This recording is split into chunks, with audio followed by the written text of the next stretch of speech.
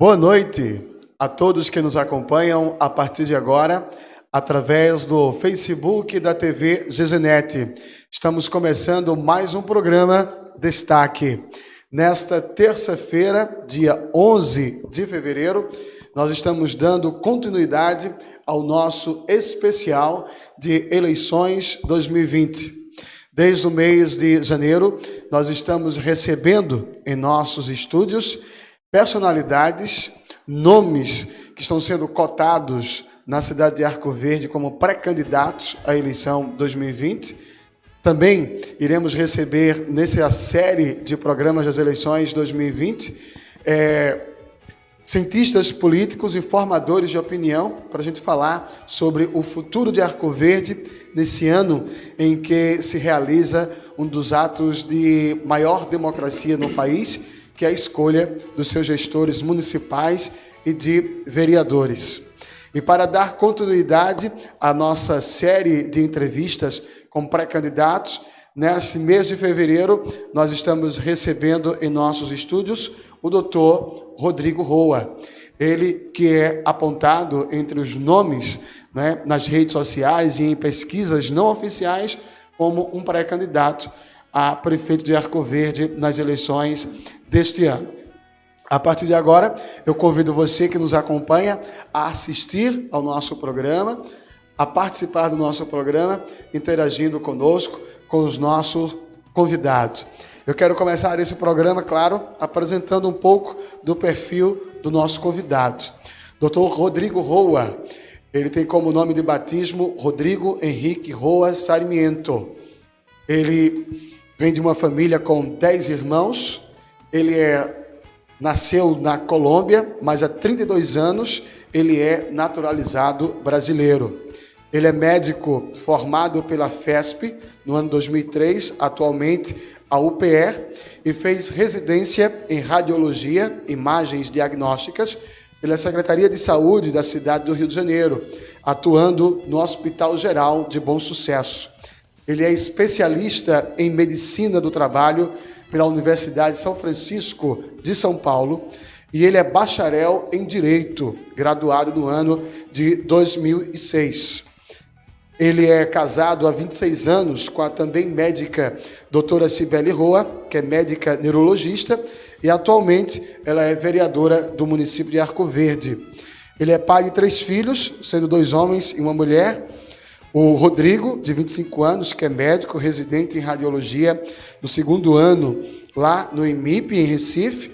O Rafael, de 22 anos, que também é estudante de medicina, está no 6º período, e também da Winnie Gisele, que tem 18 anos e está estudando veterinária. O Dr. Rodrigo Roa está em Arco Verde há 16 anos, escolheu a cidade de Arco Verde para morar com sua família e aqui crescer profissionalmente. Aqui ele construiu e mantém hoje uma das maiores clínicas de diagnóstico em imagem do interior de Pernambuco, que é a Neuroimagem. Além dos trabalhos na área de saúde, ele também tem ganhado destaque com ações sociais, tanto através da sua empresa, a Neuroimagem, como também como uma personagem e como uma personalidade política na cidade de Arco Verde, preocupada sempre com o social, com a saúde e com a qualidade de vida dos arcoverdenses. É por isso que nessa terça-feira, na nossa série de entrevistas para as eleições 2020, nós estamos recebendo em nossos estúdios o doutor Rodrigo Roa. Boa noite, doutor Rodrigo, seja bem-vindo ao nosso programa. Boa noite, Tiago. Boa noite, André. Boa noite a todos os internautas da TV GZNet. É um prazer estar aqui para servir a aprender, a conhecer e a falar da vida, da política, da medicina, de tudo que a gente puder neste hora e meia de diálogo que a gente vai ter muito agradável. Justamente, eu convidei o doutor Rodrigo para, nesse programa, a gente falar sobre saúde, sobre política, mas também falarmos sobre Arco Verde. Eu gostaria já de começar essa nossa primeira rodada de perguntas, doutor Rodrigo, falando um pouco sobre a sua vida pessoal, para que as pessoas conheçam melhor o doutor Rodrigo. O senhor vem da Colômbia, não é? Colombiano. Como é que o senhor chegou aqui no Brasil? Como o senhor adotou o Brasil como a segunda pátria? Tiago, eu moro aqui no Brasil há mais ou menos 32 anos. Na época, quando estávamos em Colômbia, meu pai sempre estimulando seus filhos. Nós somos uma prole de 10 filhos. ¿Sí? E morávamos numa cidade pequena, uma cidade tipo Mimoso, pequena, aconchegante. Todas as pessoas se conhecem, toda é uma família. Todo muito bonito, muito gostoso. Mas sempre existia aquele desejo de você ser médico. Meu pai sempre, aquele pai de interior que sempre quis que seus filhos se formassem e sejam alguém na vida. Então, meu pai, no interior, nos levou para a capital. Eu morei desde os 10 anos, passei a morar em Bogotá. Aí fiz o colégio em Bogotá. Aí, terminado o colégio, o segundo ano, o desejo de fazer medicina. Inicialmente, no primeiro ano não passei. Aí, ainda que tentava, na época, Colômbia tinha, Bogotá tinha praticamente duas faculdades de medicina. Era uma pública e privada. Na época, tinha 3 mais ou menos, na época que me lembro. E aí foi a oportunidade que eu vi aqueles intercâmbios que Brasil, um país aconchegante, um país que recebe a todo mundo. É um país rico que acolhe todo mundo com muito carinho. As pessoas são amigáveis, as pessoas são de atração, de família. Então, o Brasil abriu as portas para os intercâmbios dos países de Latinoamérica e de muitos países do mundo. Eu me lembro que, na minha época, eu estudei com um menino de Angola, que fazia medicina aqui. Aí me deu o sonho de conquistar e ir para as embaixadas. Eu fui para a Embaixada do México, fui para a Embaixada do Brasil e fui para a Embaixada da Argentina. Aí me pediram a documentação específica. Eu passei, quando passei a documentação para o Brasil, fui selecionado entre 100, eram 2 vagas. Nós apresentamos mais ou menos 100, dessas 100, fomos 2, um colega meu que está aqui no Brasil, Eduardo, que é médico, também já trabalhou aqui na Coverde, é médico, e escolhimos. Tinha a opção de escolher Brasília e Recife. Aí, como eu moro no interior, no interior, lá no interior, não conhecíamos o que era o mar. Eu estou no interior, Brasília é o interior, é o centro. A gente olhava no mapa Brasília ali, o centro. Eu não, eu vou para a praia, eu vou conhecer uma praia, eu vou conhecer o mar. Sim. E aí resolvimos vir para o mar, para Recife. Aí Recife foi um momento marcante na minha vida, porque eu tinha uns 18 anos, saí de lá, da Colômbia, de Bogotá para a fronteira. Me lembro bem. Meu pai, na época que me deu meu pai, em frente de um Cristo, me deu a bênção. Vê com Deus, meu filho. Ele não sabia eu voltaria ou não voltaria. Ele não sabia qual era meu caminho. Naquela época, nada de internet, nada de o telefone era o telefone público que a gente se comunicava de vez em quando. Ia cobrar. Eu mandava para meus pais a cobrar. Às vezes, quando chegamos aqui, eu passei de Letícia, Tabatinga, aqui na fronteira, o contraste do Brasil. O contraste de você encontrar Tabatinga, uma cidade muito pobre. Uma cidade distante do centro, mas na época muito pobre. Muita palafita, eu não conhecia as palafitas. Eu não conhecia o Rio Amazonas quando chega lá, porque faz fronteira. Aí tudo bem, esperamos em Manaus, em Tabatinga, fui para Tefé. Em Tefé fui para Manaus. Em Manaus vemos a situação, fomos para Belém do Pará. De Belém do Pará, um calor insuportável. Descimos para São Luís do Maranhão. São Luís do Maranhão, descimos para João Pessoa, Recife. Tudo bem. Quando chegamos em Recife, uma situação muito interessante. Chegamos no aeroporto, pegamos um táxi. O taxista, aí já foi quando eu comecei a conhecer que o brasileiro tem seu jogo. Peguei o táxi, o taxista, eu acho que nos demorou 1 hora viajando. viajando. Quando nos levou ao apartamento, o apartamento que iríamos a ficar ficava a 10 minutos aí do aeroporto. Passei. Felizmente foi assim a situação. Aí fomos para a faculdade a FESP, antiga, hoje UPE. Eu estudei no Hospital Oswaldo Cruz. No Oswaldo Cruz fizemos os 6 anos de faculdade, muito bom. Estagiei no Hospital da Restauração de Recife, desde o terceiro período, era estudante lá no Hospital de Restauração. Ali aprendi o que é a verdadeira medicina. Aprendi que você tem que se preocupar mesmo com o ser humano mais ainda. Por quê? Porque ali é a convergência de todas as doenças e principalmente o trauma. Hospital de Restauração. Então foi uma escola para mim. Uma escola e tudo bem, terminei a faculdade, agora eu tinha um prazo limite para ficar no Brasil. Então, para continuar no Brasil, eu teria que fazer a minha especialização. Se eu não faria a especialização, eu teria que voltar para a Colômbia. Pronto. Aí comecei a fazer uma especialização, fiz um concurso para o Rio de Janeiro, para radiologia no Rio de Janeiro, no Hospital Geral de Bom Sucesso. Fiquei mais ou menos 5 anos no Hospital Geral de Bom Sucesso, radiologia. Aí, depois de que terminei, fiz um curso de Medicina do Trabalho na Universidade de São Francisco, São Paulo. Me formei, fiz tudo. Depois sair ao mercado. Ir para Rio de Janeiro, uma cidade bonita, agradável, mas perigosa. Eu senti o medo. Na época, quando estava no Rio, eu e Cibele já estávamos com 2 filhos pequenos, levamos 2 filhos para o Rio de Janeiro e morávamos no início, lá era o bairro Bom Sucesso, ao lado do Hospital do Bom Sucesso, que alugamos um apartamentinho ali. Tudo bem, de noite você não imagina o tiroteio que tinha. Pobre Cibele, me lembro, ela ficava entre 2 colunas, era um corredorzinho de 1 metro, botava os meninos e esticava o colchão no chão, com medo de que uma bala entrasse pela janela. E vivíamos esse momento. Saíamos na rua, a gente conseguiu comprar um carrinho lá para mobilizar-se, aí nos roubaram um carro. Aí, para entrar o pessoal lá desse lugar que moramos já conhecia você. Hoje o que os olheiros tá aqui. Uhum. E a gente entrava com um medo. Mas, a Deus graças, tudo saiu bem, tudo saiu tranquilo. Um dia me acidentei, perdi o carro, eu entrei. É o momento que vivem as pessoas, a fase depressiva. Todos vivemos na vida algum momento de depressão.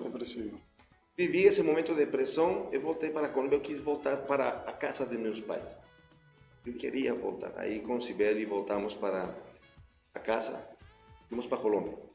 Cibele, 2 meninos. Em 1 mês conseguimos vender tudo que a gente tinha e doar e dar. Para voltar para a Colômbia. Voltar para a Colômbia.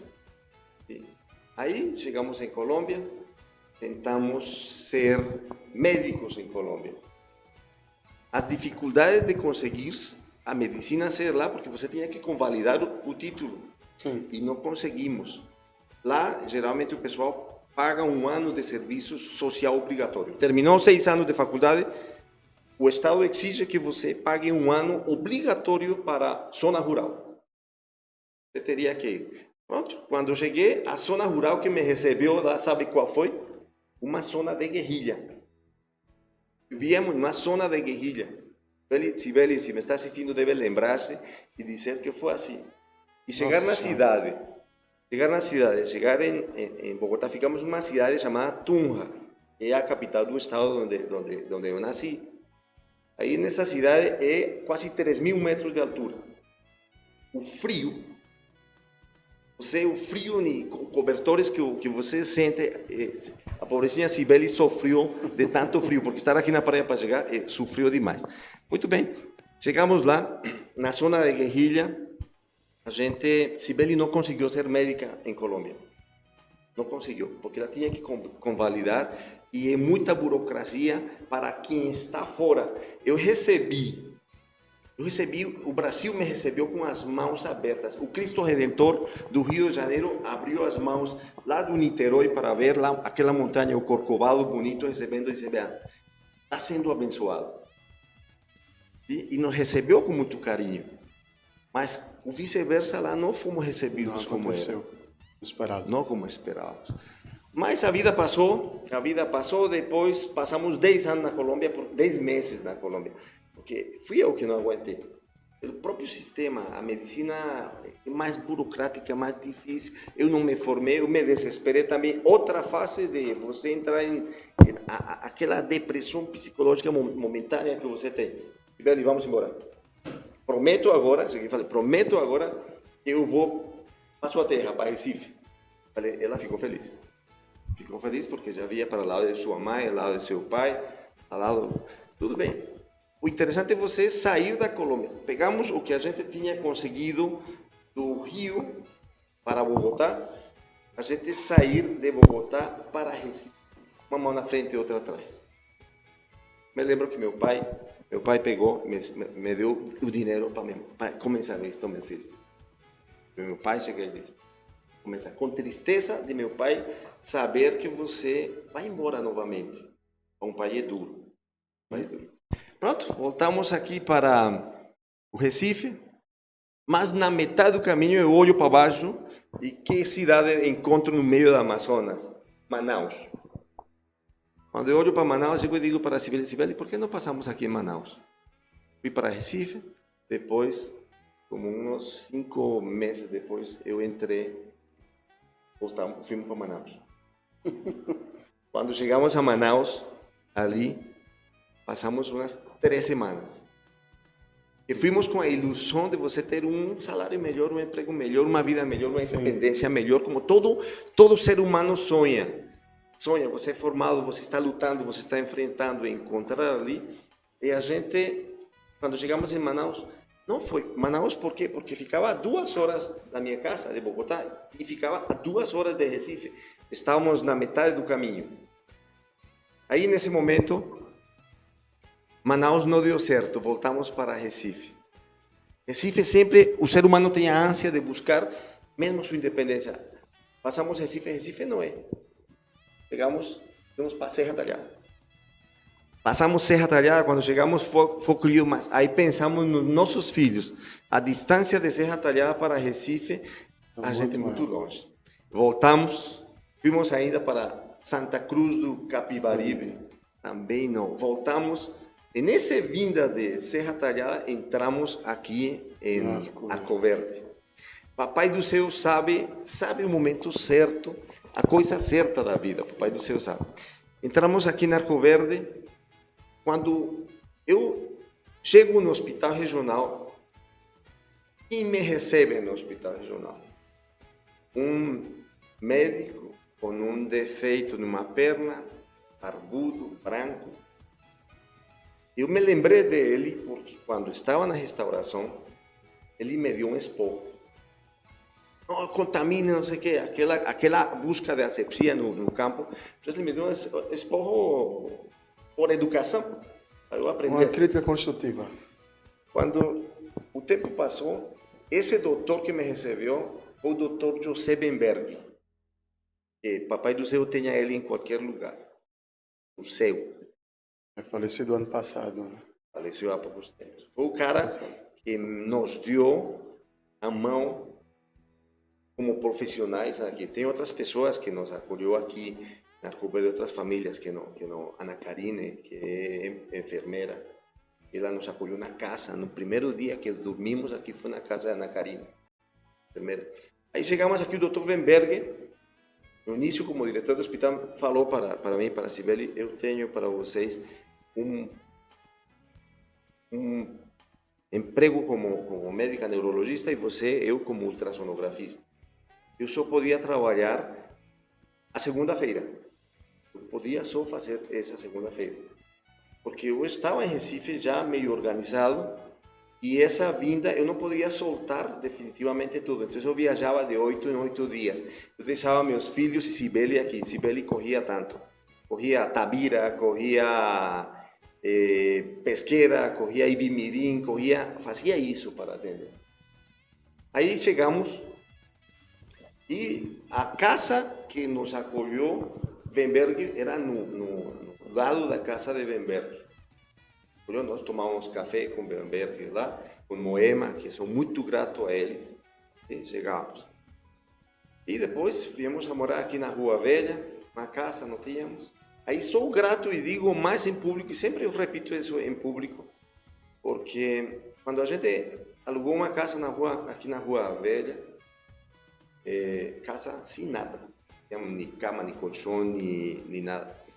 Sem conhecer um cara agitado, que admiro, que gosto, que é meu amigo, se chama Wellington LW. Pega uno para dizer, Wellington, estamos sem nada, tranquilo, aquele carisma, tranquilo. Pegue o que você quiser, que você paga. Nos deu móveis, nos vendeu móveis, tudo, para pagar em 10 vezes. É tudo perfeito. Mobiliamos a casa, começamos na rua.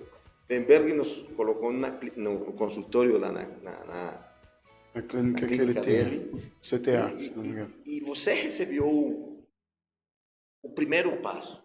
E as coisas que Papai do Céu determina isso. Fomos acolhidos, a gente foi acolhido por Arco, foi bem recebido, tudo. Nada é por acaso. Caminhamos muitos lugares, encontramos aqui. E construímos a clínica, construímos a neuroimagem. A neuroimagem também foi um trabalho. Nada cresce assim, mão beijada, como dizem aqui. Cresce trabalhando. E essa história, eu tenho muita história para contar mais. Vamos embora. Muita história para contar. A neuroimagem, né, como a gente falou aqui no começo da apresentação, ela é considerada hoje uma das maiores clínicas, né, no diagnóstico de imagem do interior de Pernambuco. Mas a gente percebe que, além dessa questão do cuidado com a saúde, com o diagnóstico dos pacientes que procuram a neuroimagem, há também uma preocupação social, né, com ações que o senhor desenvolve ali junto com a neuroimagem, né, aqui em Arco Verde e até mesmo em outras cidades. Por que essa preocupação de juntar saúde e ação social? Tiago, neuroimagem, quando a gente começou, sempre nos preocupamos com atendimento aos menos favorecidos. A gente começou com mamografia, começou com ultrassom, começou com raio-x. Hoje temos tomografia, tem ressonância, tem densitometria, tem outros exames de alta complexidade. Mas sempre prezamos e lutamos porque o SUS seja feito. O SUS é Sistema Único de Saúde para pessoas que não têm condições.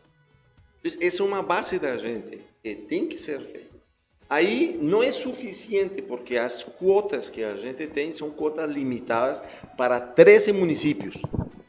Correspondemos a GERES, a sexta GERES, corresponde a 13 municípios. Sim. Então temos uma quota limitada que são distribuídas para esses 13 municípios. Mas, independente disso, a gente não fazemos com prazer. Isso é bom. Atender as pessoas carentes é necessário para nos sentirmos bem. Sim? Porque não todo é armazenar, e você sabe uma coisa, tudo fica aqui. Tiago, tudo o que a gente faça, tudo que a gente almacena, tudo fica, não carrega nada. Podemos fazer durante nossa estância, nossa permanência, fazer com prazer, muito agradável. Muito agradável. Essa parte social, social depois, vem nossas campanhas que fazemos, campanhas de imagens, campanhas de mamografia, campanhas de ultrassom, campanhas fazemos campanha de castração de animais. Não tem nada a ver com não tem nada a ver. Fizemos domingo passado uma campanha linda campanha de castração de uma senhora nos diziam que tinha 50 cachorros. Você fez a castração de todos, só faltou uma por castrar. Agradeço aqui a doutora Maria Clara, doutor Freddy, a sua equipe, a toda a equipe que me ajudaram ali, ao próprio pessoal do bairro, as meninas da neuroimagem que se esforçaram, a todos ali, estavam lá na Coab 1 para fazer essa campanha. Agradeço porque foi muito bonito. Se castrar mais de 50 animais. Depois que você acha que já terminou a castração, você começa a vasculhar no lugar que essa senhora que mora lá na Coab tem, onde o muro quase caindo, onde os cachorros... Você encontrar 35 cachorrinhos pequenos, recém-nascidos. É triste ver isso. Aí peço desculpas aos vizinhos que moram onde os cachorrinhos estão, aí na rua perto do hospital. Porque tem 35 cachorrinhos fazendo barulho ali dentro, gritando de fome, de comida, pulga, sarna, doença. Morreu um bichinho de ontem para hoje. Mas com doença. A gente se preocupa quando o cachorro está na rua, mas não se preocupa que a castração é necessária. A castração é saúde tirar uma zoonose, tirar uma doença que nos pode prejudicar a ser humano. Sim. Pode prejudicar. Então, isso que se fez foi maravilhoso, foi lindo. Digo para vocês, você não sabe a emoção de você estar, de você ver que está dando solução a uma senhora que mora com esses cachorros ali. Vocês veem a cama que está dentro e embaixo da cama os cachorros, em cima da cama os cachorros, na roupa, no armário, você vê os cachorros dela. Vocês não vê, se vocês tivessem visto, se sensibilizavam da senhora. Isso é uma doença. Essa é uma doença chamada Síndrome de Noé. Noé, na Arca de Noé, ele acolheu todo mundo. Então, aqui que acontece? As pessoas, os vizinhos sabem que ela gosta, elas amarravam no cachorrinho na porta, ou soltavam por cima do muro e botavam os cachorros. E não tem, ela que mais ia fazer? É uma senhora aposentada e você vê o desgaste que ela tinha. Aí ela tinha que criar seu dinheiro. Estava comprando um saco de ração diária. Deixou de pagar a energia, cortaram a energia. Deixou de pagar a água, cortaram a água. Então, até onde a gente viu que você tem que se preocupar com o outro. Já tem que se sensibilizar com o outro. A gente não sabia do problema dela. Mas foi feito e aí vamos. Então, neuroimagem faz parte também dessa parte social. É bonito. Nos faz bem. É sim, com certeza. Muito interessante. Falando um pouco sobre a saúde de Arco Verde, doutor Rodrigo. Hoje a Arco Verde ela é considerada um polo médico na nossa região. Como é que o senhor avalia os serviços de saúde oferecidos hoje na cidade? Tiago, Arco Verde como polo da região, polo muito importante, convergem muitos municípios aqui. A gente tem profissionais extremamente capacitados, desde cirurgia, desde clínica, desde especialistas, cardiologia, otorrino, desde cirurgia. Nos está faltando umas cirurgias tipo neurocirurgia, vai chegar. E mais o restante de especialidades temos. Arco Verde está capacitado para dar essa assistência à população, porque tem gente preparada que faz curso, investe em tecnologia, nós investimos em tecnologia e a medicina hoje se faz em cima disso. Patologia tem em todo lugar, doença tem em todo lugar. Os médicos têm que estar preparados. Todos estamos preparados para receber a população de nossa região. Parte dessa população que hoje precisa dos serviços de saúde em nosso município são pessoas, em sua grande maioria da população de Arco Verde, depende, como o senhor falou aqui no começo, da questão do atendimento público de saúde, seja pelo SUS ou pela rede municipal. Na sua opinião, como é que está a saúde no município? Falo nas questões tanto do SUS como da rede municipal de saúde. A saúde não só no município, na saúde como no Brasil como um todo. Tem sua falha, tem uma falha muito grande. Muita falha. Falta de material, falta de profissionais, instalações que não estão adequadas para serem feitas, como se diz, instalações que está faltando alguma coisa. A maioria das coisas, medicamentos, anestésicos, seringas. Você sempre, mas isso depende, a gente depende do governo que facilite esse material para poder trabalhar. Médico não trabalha, ninguém vai se arriscar. E eu entendo meus colegas do hospital. Quando eles dizem, não opero e teremos que encaminhar porque não temos anestesista, não tem algum recurso para poder continuar com a cirurgia ou com o procedimento aqui, porque o paciente corre risco. Daí se recusa a gente não pode. Vá que uma pessoa morrer ali, a ver se não vai ser processado. A responsabilidade ante tudo. Se não temos condições, se não há condições, caminhar. Eu acho absurdo. E isso me dói ver que uma mulher, as mulheres que estão aqui vão para o hospital regional, vão para outro hospital, são encaminhadas para Caruaru, são encaminhadas para Garanhuns, são encaminhadas para Serra Talhada, Recife, para parir. Sabendo que aqui a gente poderia ter condições para levar uma paciente e fazer com que nossas governantes parirem aqui. E o sofrimento que vai uma mulher dessa, que vai para Recife, que vai para Caruaru, às vezes vai sem ninguém. Às vezes não tem R$1 para tomar café da manhã, independente que a assistência social do hospital chegue lá e dá. Precisa, não tem onde ficar, tem que ficar do lado da cama, do lado para. Quantos não tem aqui na Arco-Verde assim? Muitos, as pessoas sofrem sair de aqui no ônibus. Felizmente, o município também não pode arcar com tudo. Mas sair de meia-noite no ônibus que vai, que espera, que às vezes não é confortável. Ir para Recife, chegar lá, nem o café da manhã, às vezes tem Deus. A família sofre. São coisas que a gente tem que melhorar, tentar dar uma qualidade de vida para as pessoas. A gente que trabalha na imprensa, né, principalmente aqui na cidade de Arco Verde, a gente escuta, e são constantes essas reclamações em relação aos serviços básicos de saúde na cidade, como falta de médico, como falta de medicação, as filas constantes de marcação, em que as pessoas muitas vezes têm que passar a madrugada numa fila do lado de fora de um posto de saúde para marcar uma consulta, e outras reclamações que sempre acontecem, alguns até o senhor pontuou agora na sua resposta anterior, não é? Como médico, mas também como cidadão, por que há tanta dificuldade para se fazer funcionar essa saúde, que é justamente a principal, que é a básica para todo mundo? Tiago, a saúde sempre teve suas falhas.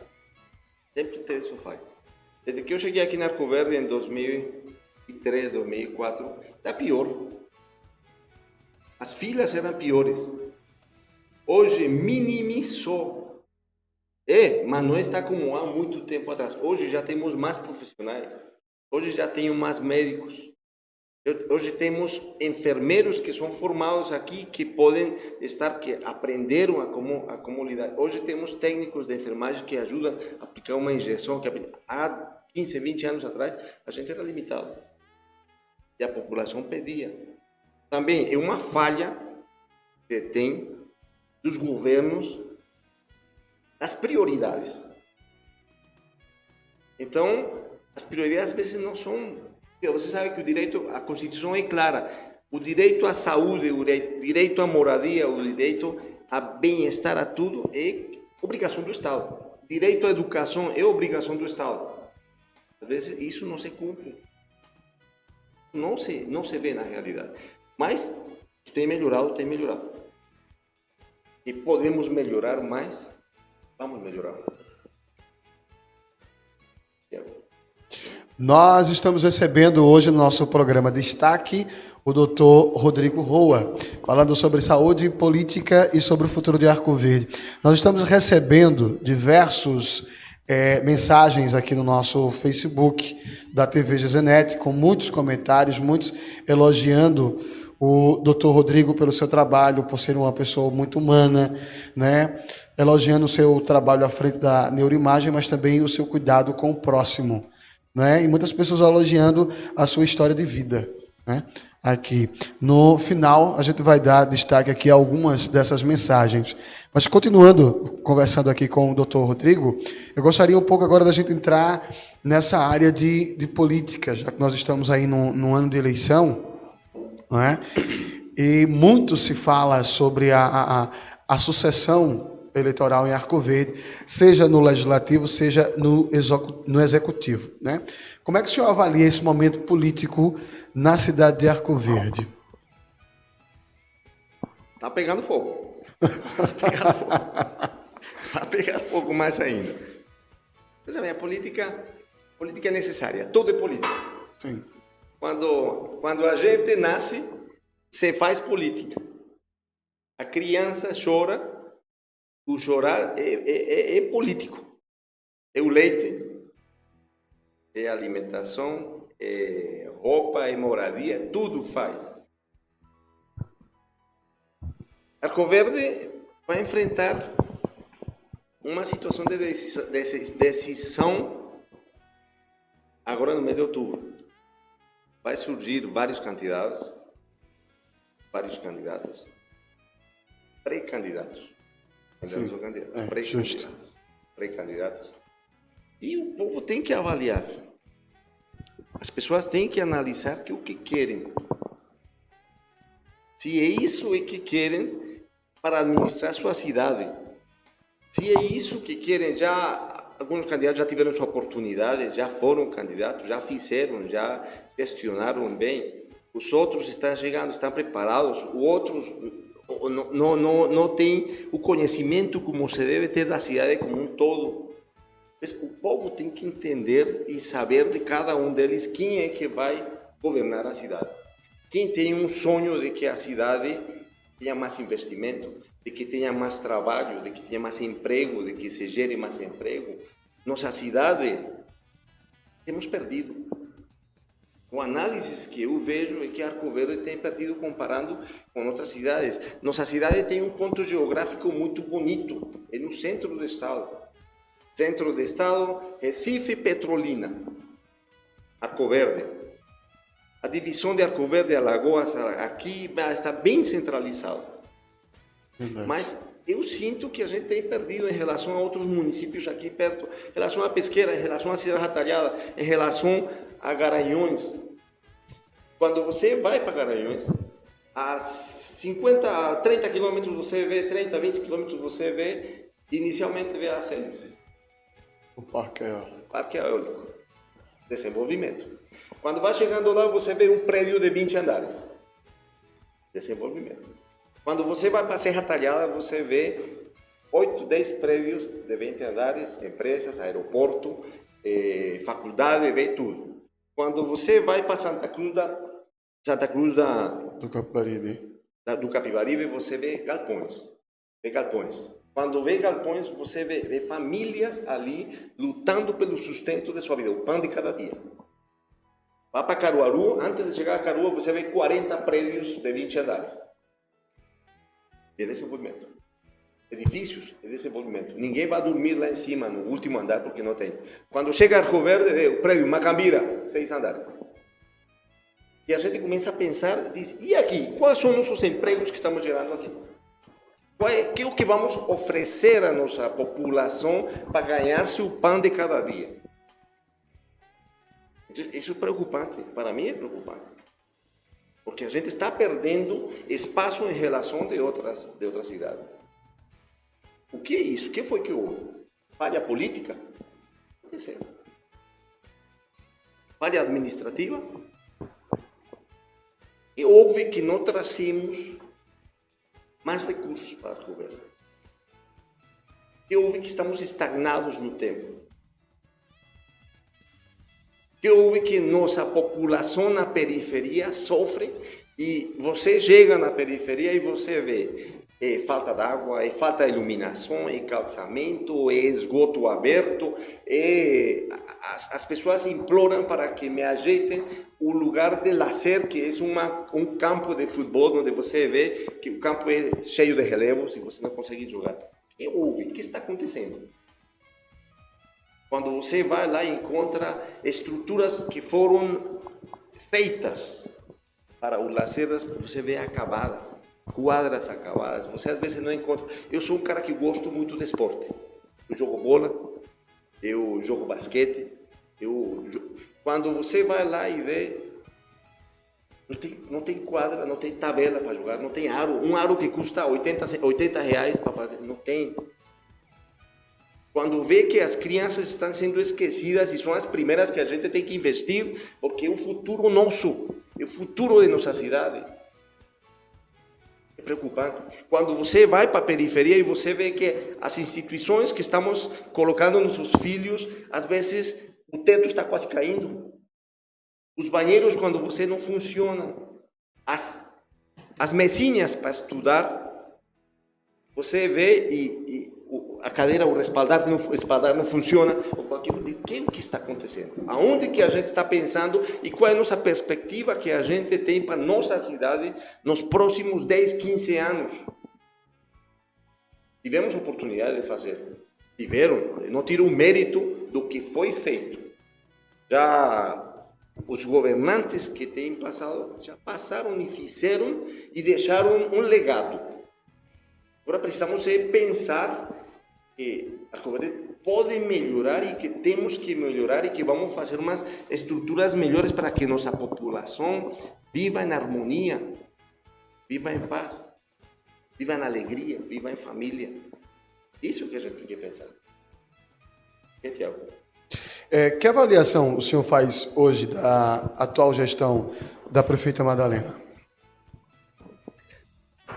A prefeita Madalena, ela vem exercendo o seu cargo conforme o governo do estado está passando. Se há recursos, trabalha. Se não há recursos, não trabalha. O governo do ex-prefeito Teca, ele teve uma bonança. Ele teve recursos. E eram recursos do governo federal, do governo Lula, chegaram recursos. Mas parece que a gente não tem recursos que cheguem, e os que chegam, às vezes, não estão sendo aplicados como deveriam ser. Eu digo para você, eu critico. As prioridades na vida tem que ter prioridades. Quando você deve ter a sua casa. Construir a casa de uma família não é fácil. Você começa pela sala, vai para o quarto, vai para a cozinha, daqui a pouco para o quarto da criança, vai lá para trás. Você vai por etapas produzindo. Quando você vai mobiliar, você vai por etapas. Eu vou comprar hoje o fogão, a geladeirinha, eu espero um pouquinho e vai comprar tudo. Mas tem prioridades na cidade. A cidade tem que ser analisada como minha casa. Arco Verde é minha casa. Eu não vou fazer... Eu passei o Arco Verde e vejo uma escola que está sem terminar, uma quadra que lá que a chuva caiu, as telhas não estão.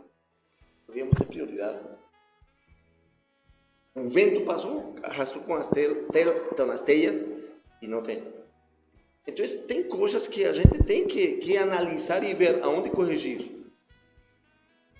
Aonde a gente pode ir na sequência, concluir, terminar e não deixar aberto. Estive lá no Riacho do Meio, uma quadra que você vê, poxa, a gente desperdiça dinheiro. Desperdiça, o dinheiro parece que sai pelo ralo e vai embora. Isso me dói. Eu brigo na minha casa, desperdiçar em comida.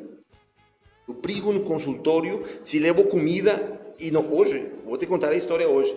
Hoje, a ordem foi, mande fazer pouquinha comida. Aí meus funcionários chegavam para dizer, não tem comida. Ontem sobrou. Eu brigo, porque as prioridades, tem muita gente que passa fome. Tem muita gente que você vai para a periferia e não tem o que comer. Tem muita gente que a gente tem que se preocupar, sabe o que? Com o sentimento da pessoa, o coração da pessoa, passa fome. Você, como pai de família, você não vai deixar seu filho passar fome de jeito nenhum. Você faz de tudo, mas seu filho não passa fome. Faz de tudo. Rebusca, escarba e tudo. Mas não podemos aceitar, eu não posso, meu coração não me deixa isso. O desperdício. Não me deixa. Me perdoem, digo para você. Me perdoem quem me estiver escutando. Mas o desperdício dói. O dinheiro que muitas pessoas precisam e necessitam o prato de comida e a gente está jogando no ralo. Isso eu não aceito. Eu acho que muitos de vocês não aceitam. Porque isso é duro para uma população. E a periferia é a que mais sofre. A periferia é a que mais sofre. Nossas ações de neuroimagem que a gente faz, eu só opto para fazer na periferia, para chamar a atenção do poder público. Dizer, vem cá, fizemos uma ação agora em 31 de novembro, uma ação na comunidade São José, bonita a ação. Não tinha água lá em cima. Se a água desce pelo cruzeiro, o caminhão tem que descer aqui, sabendo que dava para chegar. As pessoas, o que nos pediam as pessoas ali era água. Doutor, nos traga água. Era o que nos pediam, água. Então, são mínimas coisas que a gente não pode permitir. E digo para vocês, me dói o desperdício. Me dói o desperdício. E isso, assim, no sistema público se desperdicia muito. E temos que ser sinceros que a bonança chegou e depois, como é o que diz biblicamente, que 7 vacas magras e 7 vacas gordas. Real. Vivemos as 7 vacas gordas no governo passado, 7 vacas magras e continuamos desperdiçando. Me perdoe, mas isso não entra dentro do meu léxico, desperdício. Doutor Rodrigo, por que é tão difícil fazer com que as políticas públicas de fato aconteçam e cheguem, né, até as periferias? O primeiro que a gente tem que ver, sabe, Tiago, é que não devemos pensar só na gente. O Papa Francisco diz, preocupar-nos com... Uno não sabe o que está acontecendo ali do lado. Vemos há poucos tempos um amigo nosso se suicidou. Isso hoje eu venho falando em reuniões que às vezes o abraço com uma pessoa, o abraço gostoso de dizer vem cá, acalma muito as pessoas. Isso não existe. Por quê? Porque você pensa primeiro no umbigo. Pensa primeiro aqui, nesse umbigo aqui, que quero saber. O outro, problema do outro que se dane. O outro que se dane. Não é assim. Não pode ser. Tem que pensar nos que sofrem, nas pessoas que estão aqui. Vem cá. O que está acontecendo? Há poucos 2 dias, esta semana, se suicidaram 2 meninas. Suicídio. O que foi que acontecia ali? O que foi que aconteceu com meu amigo que se suicidou do cartório, do José? Porque nós tivemos a sensibilidade de perceber as pessoas da periferia, elas, às vezes não têm o feijão, o arroz, o macarrão para comer. E aí, o que faço? O desperdício nas entidades públicas muito grandes. Como não é seu, não querem saber. Às vezes pegam no carro do serviço público ou pegam no carro do vizinho, não é meu, passam pelo quebra-mola e bum, bum. Querem saber, não é meu. A gente tem que selar. Tem que selar o que é nosso. Tem que selar o que é do vizinho, tem que selar o que é dos outros. Para que cresça. Arco Verde é uma cidade... Veja bem, é interessante que a gente tenha aprendido, eu tenho aprendido a conhecer Arco Verde em todos os lugares. Esses poucos anos que Cibele tem de vereadora, nós hemos entrado em vários lugares aqui da região. Conhecer a zona rural é pequena. Nossa zona rural de Arco Verde é pequena. Comparando a outros municípios, Sertânia, você vai para um extremo, dá 60, 70 quilômetros do centro. Você vai para Ibimirim, vai para não sei quantos quilômetros. Uíque, São Domingos, de onde fica ali, Arco Verde é pequena. Em 10 minutos estamos em Caraíbas.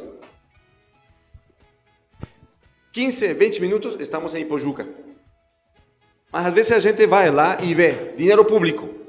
A estrada não funciona, a estrada é cheia de buracos.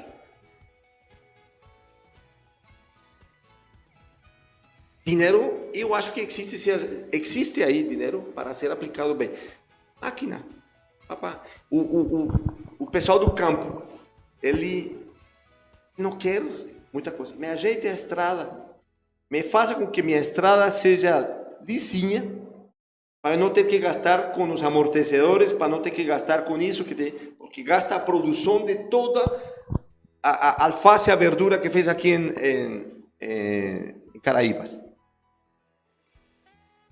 Então, a gente tem que saber utilizar esse dinheiro. Tem que saber aplicar esse dinheiro. Isso é um desgaste, isso que tem. Isso não é só Arco Verde, isso é o Brasil todo.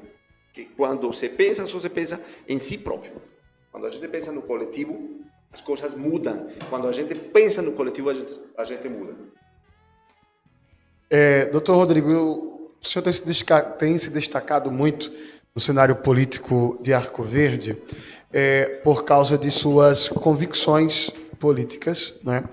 E por defender uma nova política, uma nova forma de fazer gestão pública, né? Ao seu ver, o que Arco Verde precisa mudar ou melhorar a partir desse novo conceito de política e de gestão que o senhor tanto defende? Tiago, eu sou daquelas pessoas que a gente tem que pensar um Arco Verde propositivo. Propostas de ideias, de melhorias. E a gente vê... Eu estava falando da zona rural. A zona rural, a gente tem coisas simples. Uma limpeza de barragem. A barragem encheu, a água choveu, tudo. O agricultor cria seu peixe. Grande, piscicultura, leve, tira sua carne, sua comida do dia a dia ali. Educação, incentivos a pequenas coisas. Eu fiz esta semana pedi para uma pessoa fazer-me um levantamento sobre aves. Temos uma pesquisa sobre aves com a Nato de Belo Jardim. Como poder trazer aqui para Arco Verde de pesqueira para trás, a Nato recolhe e compra as aves que são produzidas pesqueira, Senharó, Belo Jardim. E ainda São Bento do Una, que vem ali atrás. Compra. Eu perguntei, me deu a curiosidade de saber como faz. Eles fazem, entregam a ave pequena, entregam a ração, entregam a assistência técnica, compram o produto 45 dias. Perguntei qual é a quantidade de aves que vocês dão geralmente para cada galpão daqueles. 30 mil aves. 30 mil aves. O que falta nisso aqui na Arco Verde, primeiro, é preparar as pessoas para receberem isso. Aí o pessoal da Nato me diz, doutor, não tem água. Água temos. Está chegando água de todo lado.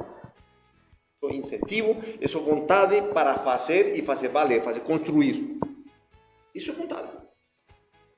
Quando eu abri minha empresa, aqui, a pessoa me disse, será que vai dar certo? Será que não vai dar certo? Eu cheguei com uma maquininha pequenininha. Me lembro bem a maquininha. Eu fazia zona rural, ia para Pedra, fazia zona rural com minha maquininha. Será que não dá certo? Vai dar certo. Trabalhar aí. Me ensinem como é que faz. Pessoas, me ensinem como é que faz. Vai ver o que ela vai fazer, vão tirar seu sustento. Precisamos uma educação boa, adequada e qualificada. A gente, coisas simples. Simples para manter. Não precisamos aqui trazer grandes empresas para fazer. As pessoas querem a mínima coisa, seu ganha-pão diário, pão de cada dia. E as pessoas querem. Devemos aqui aproveitar as coisas que já existem. Coisas que já existem. Note, Arco Verde é uma região que você vai para a Serra das Varas, é um clima. Você vai para Ipojuca, é outro tipo de clima. você vai aqui para cerca de Buíque, é outro tipo de clima. E cada um, a de Ipojuca, a criação de cabra, de ovinos, você pode incentivar e desenvolver. A de Serra das Varas, você vai à produção de verduras e frutas, de hortaliças que você consegue fazer. Tá? Mas falta vontade de fazer. Falta vontade de dizer, bem cá, vou colocar a mão na brasa, na massa. Falta. Sinceramente digo para você, precisamos disso. A nossa política é propositiva, é de ideias. Me ajudem em ideias. Não venham a dizer, eu quero isso, porque não é isso que eu quero. Não é isso que nem Cibele, nem comigo a gente quer chamá-lo lotear o município. Não é isso. Vamos criar ideias para construir. Vamos trabalhar. Vamos fazer crescer Arco Verde. Eu não sou de aqui, digo para vocês, não sou de aqui, sou colombiano. Como falamos no início. Mas me preocupo por Arco Verde. Me preocupo porque aqui me acolheram. Acolheram a minha esposa, acolheram a mim, acolheram meus filhos. Eu me preocupo verdadeiramente. Eu visto a camisa Arco Verde. Minha camisa se chama Arco Verde. E visto com orgulho, com honor. Porque o que hoje eu sou, eu devo apoio. Que hoje, Cibele e comigo, somos aqui na Arco Verde, devemos apoio ao povo da Arco Verde. Não adianta você dizer, estou cheio da grana, estou cheio. O doutor Enéas dizia, eu lembro um discurso que o doutor Enéas Carneiro, candidato a presidente, que brigou com o governo Lula anos atrás. Chegava e dizia, para pilotar um avião, você precisa ter conhecimento. Tem que saber que cada parafusinho de ali funciona para carregar 240 pessoas, ir e aterrissar. Para administrar uma cidade, precisa ter conhecimento. Para saber, tem que saber cada local, cada bairro, cada necessidade, cada coisa. Aí você diz, o que temos aprendido com Cibele nesse mandato de vereadora tem sido muito. Cibele tem aprendido, tem sofrido, tem visto, tem vivido, tem pensado. Hoje, às vezes, a gente esquece da família. Esquecemos da família. Esquecemos de nossos filhos. Às vezes, não vamos no final de semana porque temos que estar aqui, estamos aqui.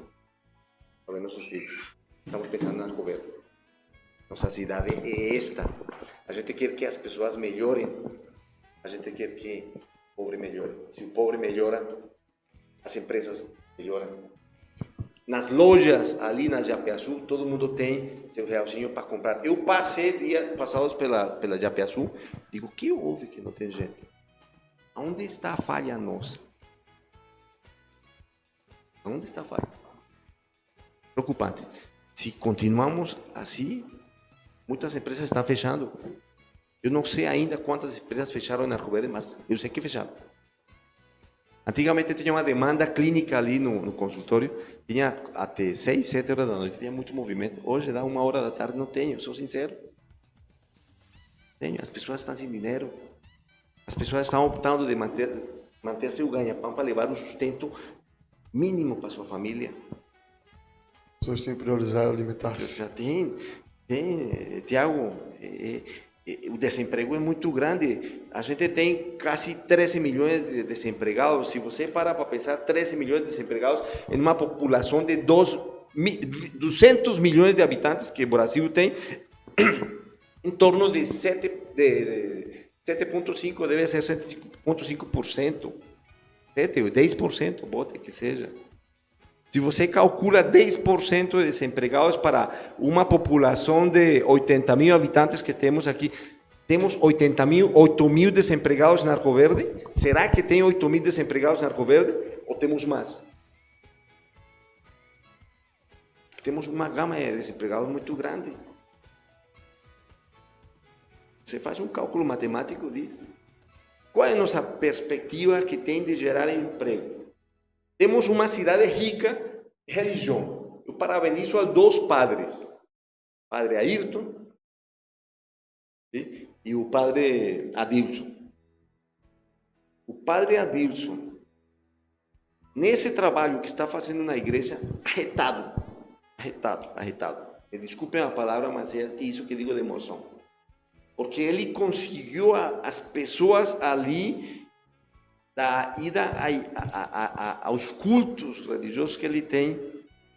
Alguém vai lá e compra o sanduichinho que o senhor tal está fazendo e está levando para sua casa para a semana de manter com seus filhos.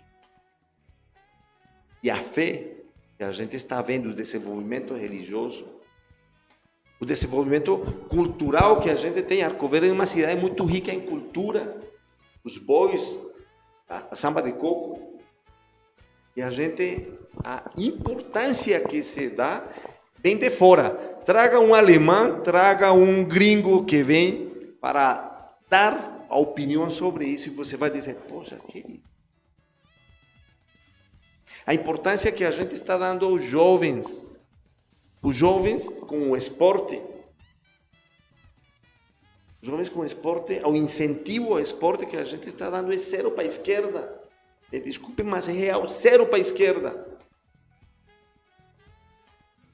Um caso interessante, teve um grupinho de umas meninas, fizeram um torneio aqui na Coab 1.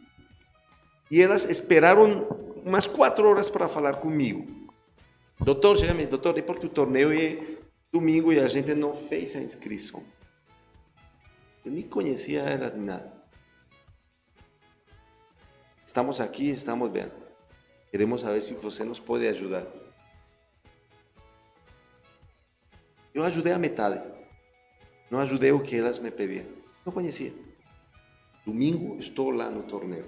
Quero ver vocês. Eu fui a ver o esforço e a alegria que essas meninas, mulheres, esforçando-se a jogar contra outros times de outros municípios que vêm. Veio o time de Caruaru, veio o time de Buíque, veio o time da Pedra, vinha com seu negócio. E a gente aqui, qual é o incentivo que a gente dá para o esporte para nossos jovens?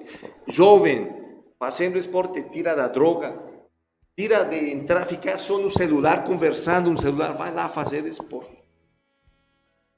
Tira de que entrem em depressão. E a gente não. São coisas que temos que melhorar. Que vamos melhorar e a gente tem que olhar para Arco Verde para frente, não olhar para trás. A gente tem que olhar para frente. Arco Verde tem potencial, digo para vocês, tem potencial. Arco Verde é muito rico, muito rico. Mas o tempo, Tiago. Doutor, uma das grandes feridas de Arco Verde, o senhor falou isso agora há pouco, eu acredito que é algo que é uma ferida aberta na cidade, é a questão da geração de empregos. Mesmo sendo uma cidade com grande potencial econômico, né, Arco Verde ainda tem esse déficit na questão da geração de emprego. O que é que falta, na opinião do senhor, para que, de fato, se gere emprego na cidade? Políticas públicas adequadas. A gente tem políticos. Uma coisa, políticos é saber fazer política, outra coisa é fazer política a favor do povo. Duas coisas diferentes. Existem, o dinheiro está feito. Na política o dinheiro é feito. Você hoje tem que mostrar para que você vai aplicar esse dinheiro.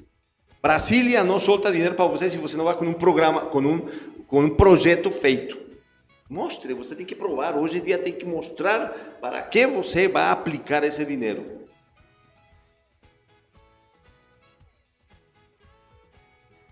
Na vida real, você sai na rua, você olha para o chão, vê uma latinha de Guaraná, ali tem dinheiro.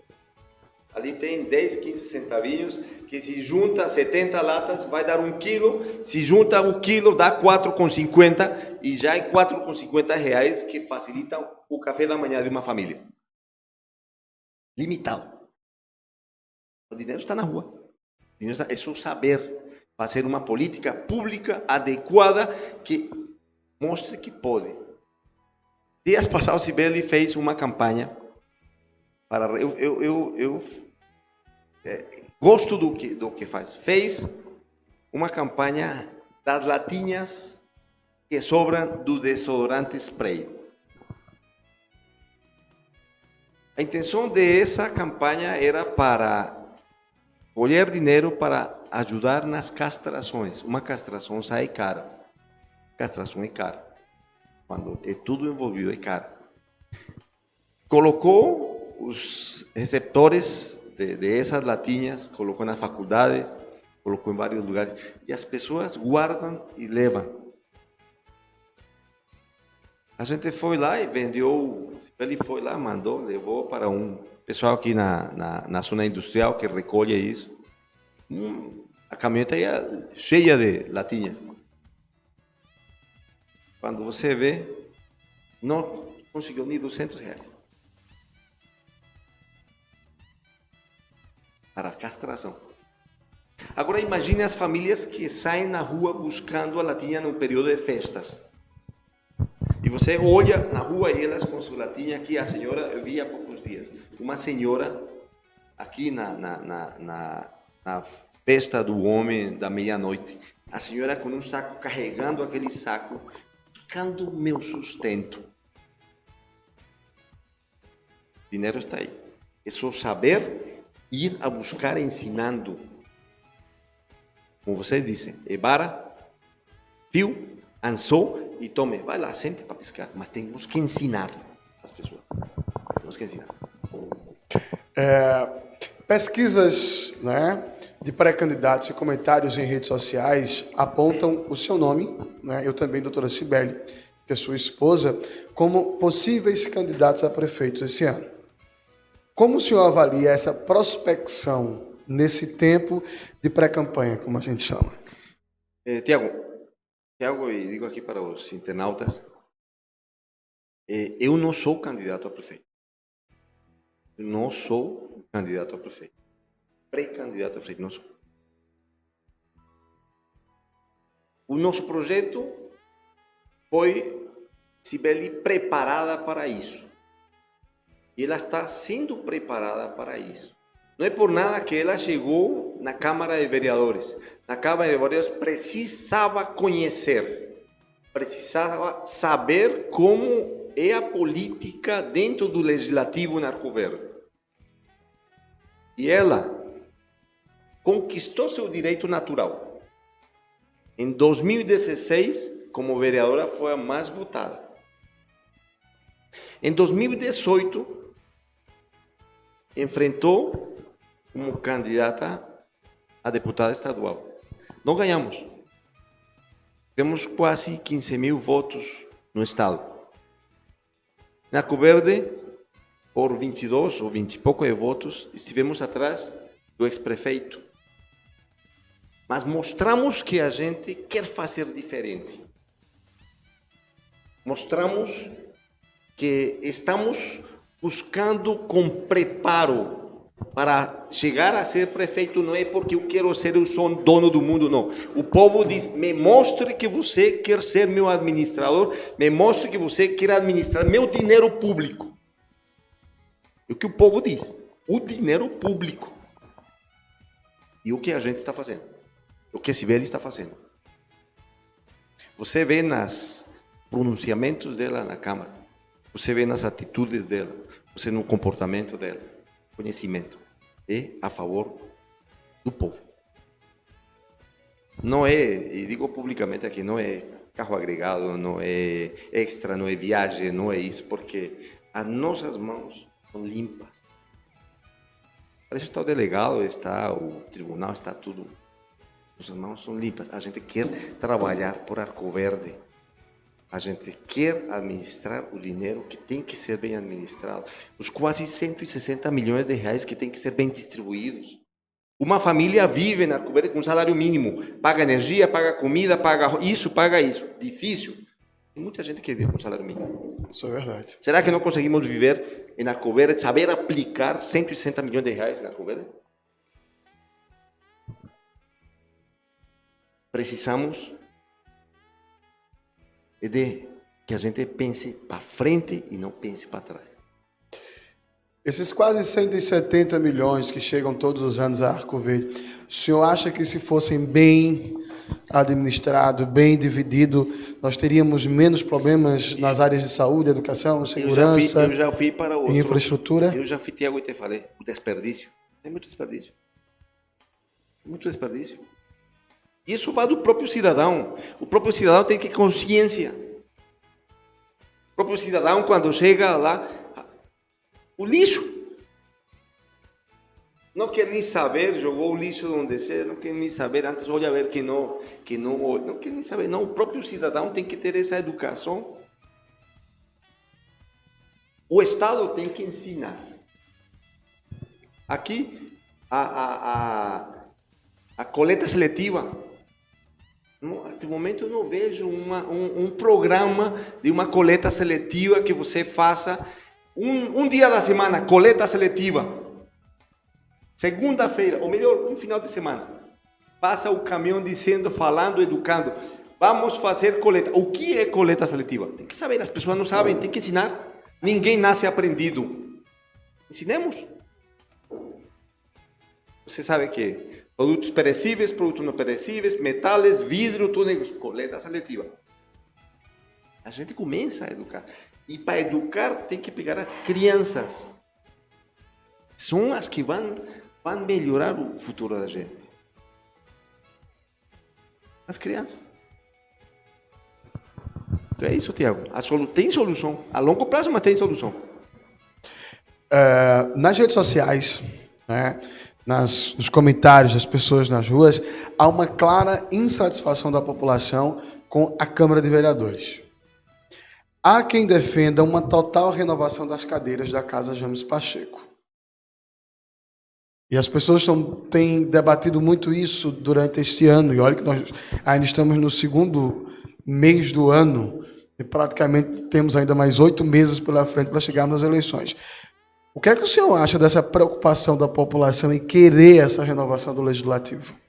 Eu sempre falo isso com uma frase que meu pai me dizia. Toda mudança na vida sempre traz coisa boa.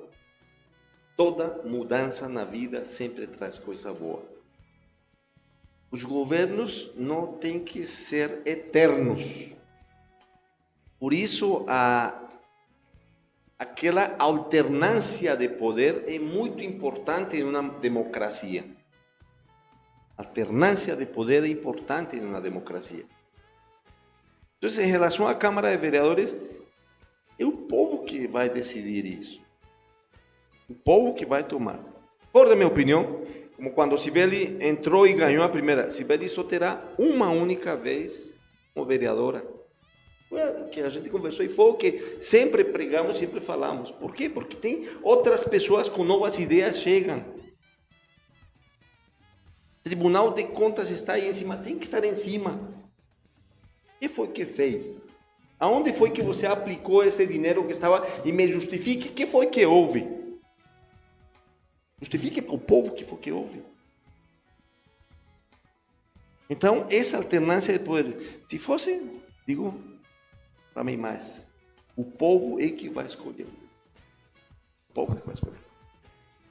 Enquanto existe um lado da população que quer essa renovação da Câmara, há quem defenda o aumento do número de cadeiras na Casa James Pacheco. Hoje, a Câmara de Vereadores tem 10 vagas e, pelo projeto de lei, poderia ter até 14 vagas. Obviamente, para esse ano, isso não é mais possível, não é? Mas o que é que o senhor acha? Acha que o aumento dessas vagas na casa iriam ajudar a melhorar a situação da cidade, da população? A Constituição é clara. A Constituição diz que para tantos habitantes você tem 9, tem 10, tem até 40 vereadores, 40 e poucos vereadores, que é a capital.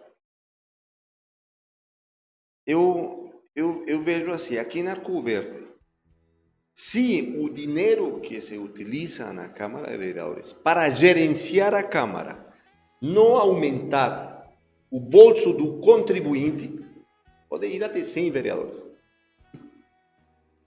Não aumente o bolso do contribuinte. Fica até 100. Mas se você vai montar 15 vereadores, e aí vai aumentar dos 450 mil reais que a Câmara de Vereadores gerencia por mês. 450 mil reais, ou um pouco mais, por mês. Você tem que aumentar para 800 e quem vai pagar esse povo, sou contra. Sou contra. Mas se você consegue, com os poucos vereadores... Veja bem, na Colômbia, um vereador não ganha. São poucos os países que não ganham. No México, o vereador não ganha. O vereador ganha, tem que fazer por amor. Ele ganha a diária que vai fazer lá na Câmara. Diária. No Brasil, você é contra aquele ganho? Não, de jeito nenhum. Por quê? Porque aqui é distância. Ali na Colômbia são espacinhos pequenos que você vai ali.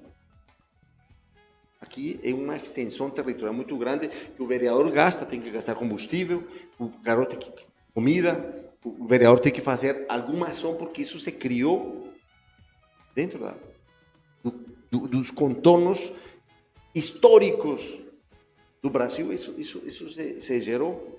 Mas se não aumentar do bolso do contribuinte, meu amigo, eu sou a favor. Pode aumentar quantas vezes, mas se aumentar, sou contra.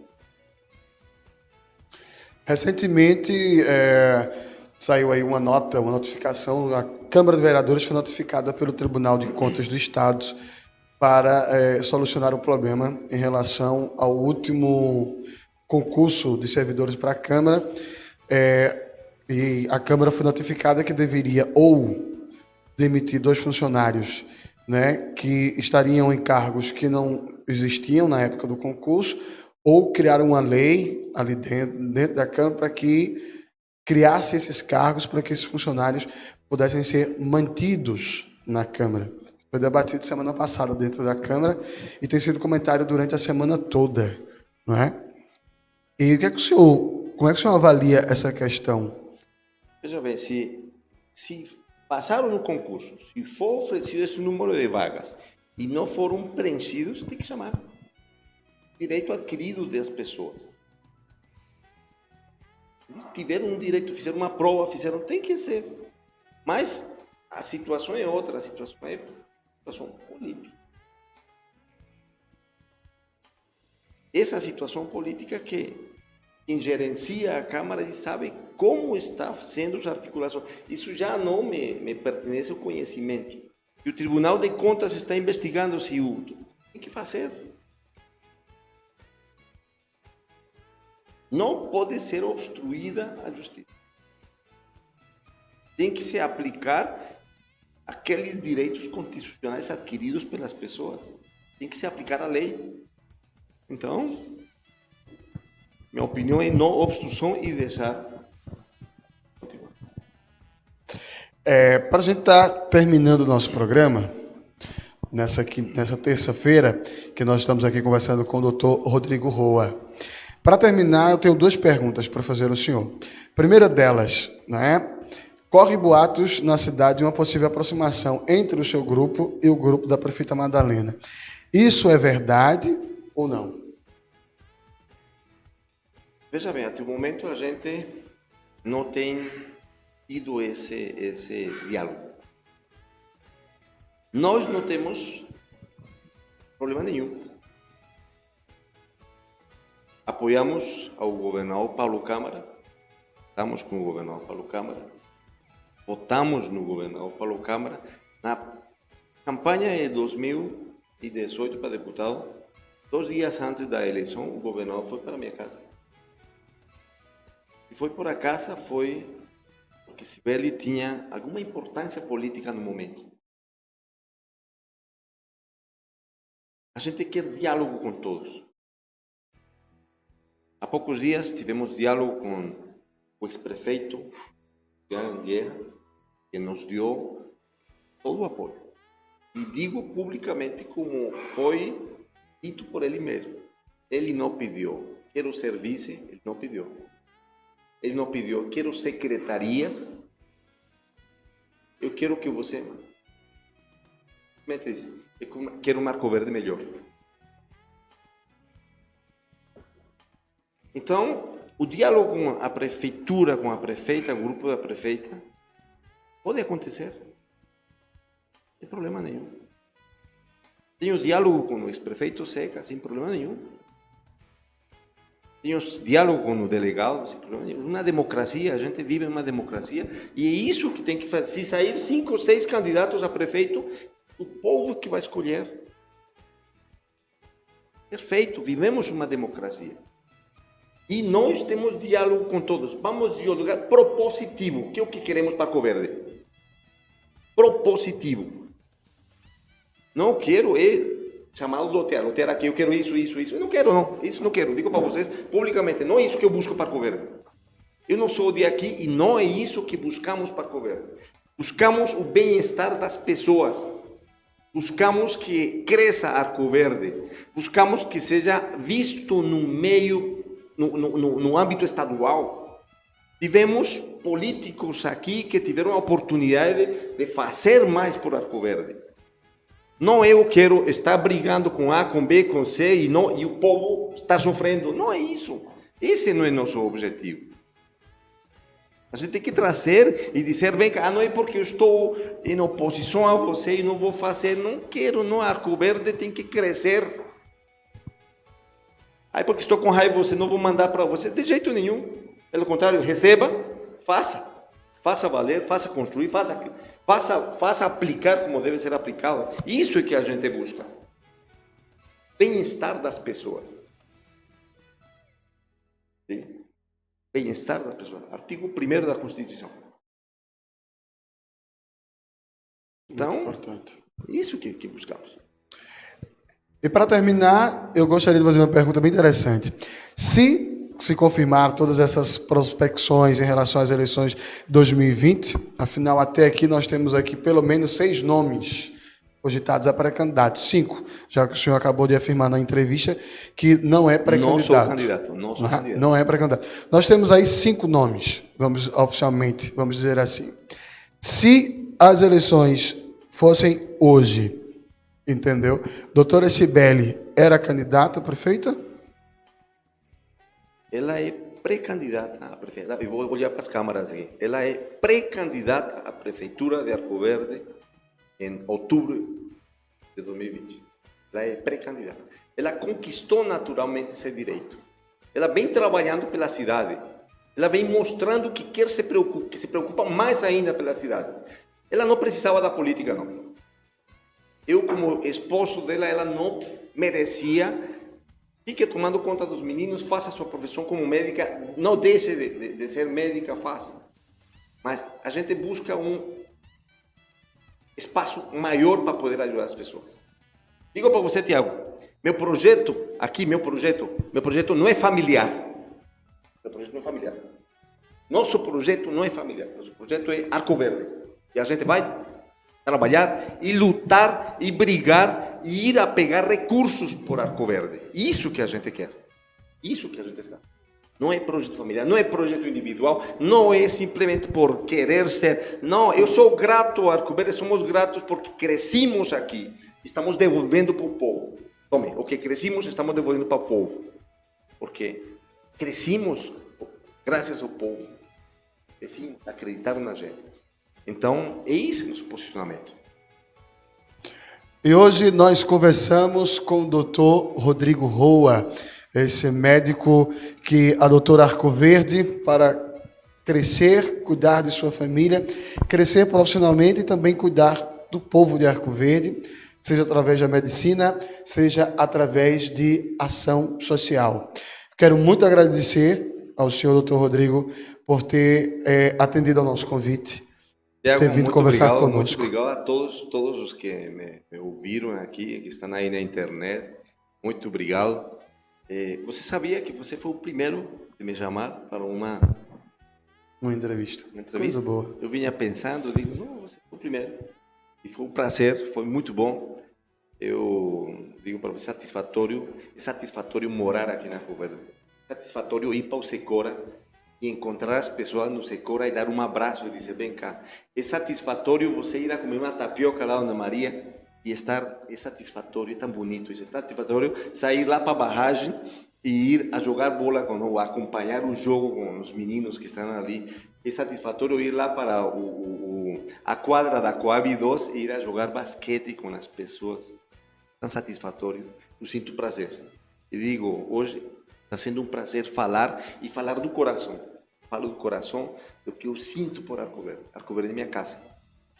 E eu morrer, vou ser enterrado aqui. Esse é o Dr. Rodrigo Roa. Eu quero imensamente agradecer a todas as pessoas que assistiram ao nosso programa hoje. Dr. Rodrigo tem muitos comentários lá aqui na nossa live. Então depois eu peço que o senhor olhe com carinho, possa responder a essas pessoas que estão aqui lhe apoiando, lhe elogiando, né? Falando dessa pessoa humana, desse médico tão humano e tão cuidadoso que é o senhor com as pessoas em Arco Verde. Conquistou esse direito, né? Nesses 16 anos o senhor está aqui em Arco Verde. E esse foi mais um programa Destaque aqui na TV GZNet, nessa série de entrevistas especiais para as eleições de 2020.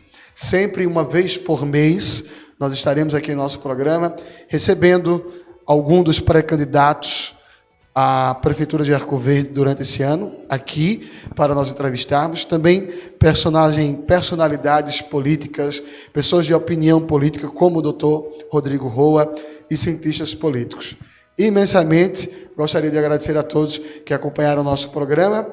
Na próxima quinta-feira, nós estaremos de volta, dia 13, com mais um programa, tá certo? E desde já quero deixar aqui, anunciar que um dos nossos próximos programas, nós estaremos aqui recebendo um político da cidade de Arco Verde, que pela primeira vez estará concedendo uma entrevista, pelo menos esse ano, ao meio de comunicação da cidade, para falarmos sobre Arco Verde. Aguardem, que até o final dessa semana, nós estaremos anunciando quem é essa personalidade política que nós estaremos entrevistando aqui no programa Destaque, tá bom? Mas, desde já, almoço, muito obrigado, boa noite a vocês e até a próxima quinta-feira, 8 horas da noite, aqui na TV GZNet, com o programa Destaque. Todos uma boa noite. Boa noite a todos.